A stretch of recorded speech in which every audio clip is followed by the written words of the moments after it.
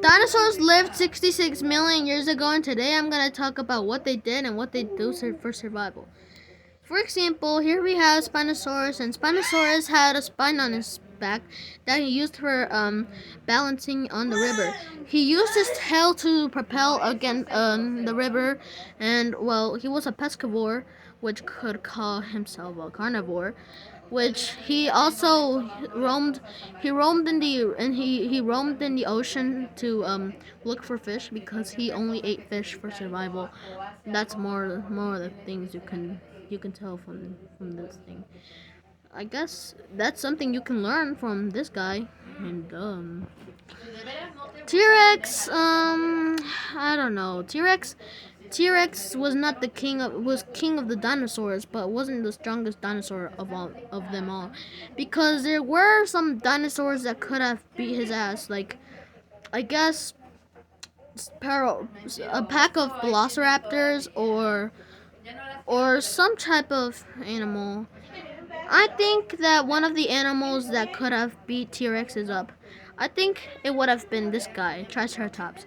Triceratops could have beat him up because a fully grown Triceratops probably had chances to win against a T-Rex. That's what I guess. Well, fully grown Triceratops. Triceratops is a herbivore, which his name means three-horned lizard.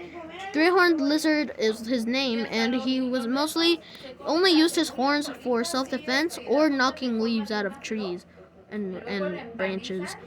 I guess he could have swatted you with his tail.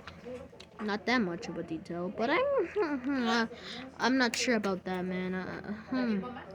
And then we have Pyroraptor. I don't know much about this guy, but I guess his name means fire lizard. I think. And then we have Velociraptor. Velociraptor is easy. He was his brain is about the size of a human's brain, and he is pretty fast, which is why veloc is how you say fast in Spanish. Velociraptor, fast raptor. And he had a killer claw on his feet that he could have used for attacking prey and knocking them out so that he could later kill it and eat it. He attacked animals in a pack, like six or seven. Six or seven animals. Then we have Stegosaurus. I have so much to talk about this guy. First of all, he had spikes on his tail, which he used for self-defense. His name means roof lizard, which because of the plates on his back. Apparently, his brain was the size of a ping pong ball. Well, you can see his head is small. Scientists taught at one point that his brain was at his butt. Crazy, right? So since his head is small, his size of his brain was about the size of a ping pong ball. And he used his he used well yeah. So yeah, it's easy. I don't know much about Apatosaurus, Brachiosaurus.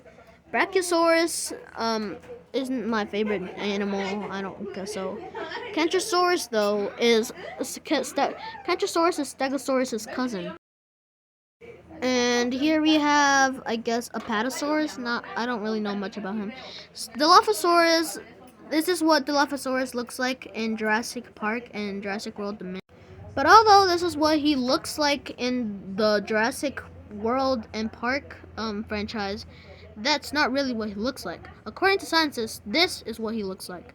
So this is Dilophosaurus, and well, he didn't have frills on his neck like the movie. He didn't spit venom. Just he was about this in the movie. He was about the size of a dog, but in real life, he was about the size of a buffalo. And I don't really know if that's a good explanation, but I guess you could say that about Dilophosaurus. And last but not least, we have one that appeared in the last franchise, Therizinosaurus, which appeared in Dominion. This guy most likely used his claws for reaching tall branches that were in trees, and they were really thin and weak, so he probably couldn't have used them for self-defense. After all, he was a herbivore, an aggressive herbivore, but still a herbivore. So I guess you could say that about Therizinosaurus. And although in the movie he had really bad eyesight, in actual real life, he had some awesome eyesight. Which I guess if he was a Mexican mom, he could have spot you and hit you with a chancla. So cool. But anyways, thanks for watching, everybody. See you in the next video.